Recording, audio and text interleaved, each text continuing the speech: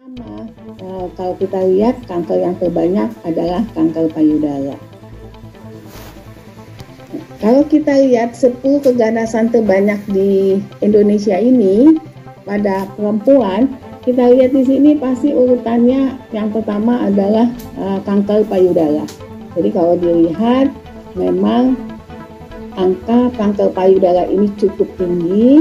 Kalau kita lihat di sini ada beberapa distribusi keganasan pada wanita di beberapa wilayah di Indonesia. Tapi memang kita lihat di sini kalau secara umum kanker payudara itu 11,65%. Kemudian kalau kita melihat di sini penyakit katastropik, yang disebut penyakit katastropik ini adalah penyakit yang bukan infeksi. Melihat trennya dari tahun ke tahun ini kita lihat maka akan terlihat peningkatan, ya. Dengan peningkatan penyakit ini maka kita lihat sini pembiayaan pun akan meningkat. Kalau dilihat dari jumlah angka pembiayaan, maka melihat data yang di BPJS, biaya kanker paru ini, angka kanker, semua kanker itu menduduki tingkat kedua pembiayaan tertinggi di katastropik sesudah penyakit jantung. Jadi kita lihat kanker ini memang membutuhkan biaya yang tinggi. Dilihat urutannya nomor 2. Yang pertama adalah jantung 50,68%, yang kedua adalah kanker 17,47%. Kemudian disusul yang ketiga dengan stroke. Jadi memang kalau kita lihat angka pembiayaan yang kita dapat datanya dari BPJS, kanker termasuk urutan kedua.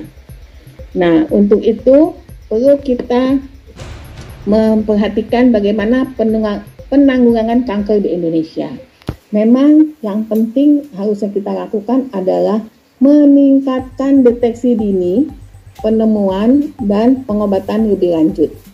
Jadi ini yang penting adalah bagaimana kita bisa menemukan sedini mungkin diagnosisnya sehingga bisa dilakukan tindak lanjut yang lebih cepat.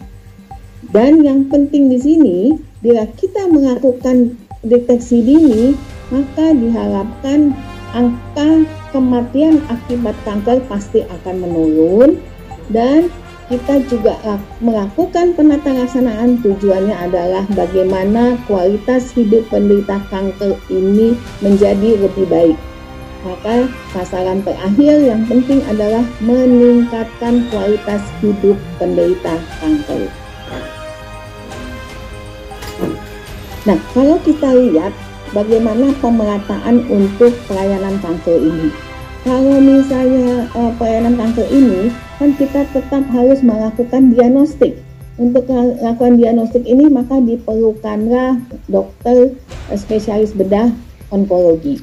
Jadi kalau kita lihat wilayah-wilayah di seluruh Indonesia, baik dokter spesialis bedah onkologi ataupun untuk selain kanker payudara pasti ada kanker-kanker lainnya, maka butuh juga spesialis KAHOM untuk penyakit dalam.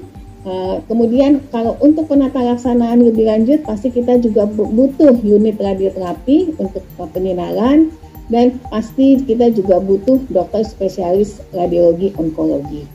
Nah, kalau kita lihat penyebarannya saat ini masih terfokus di Pulau Jawa. Pulau Jawa, kemudian disusul dengan daerah Sumatera, tapi Kalimantan, kemudian Sulawesi masih belum merata. Apalagi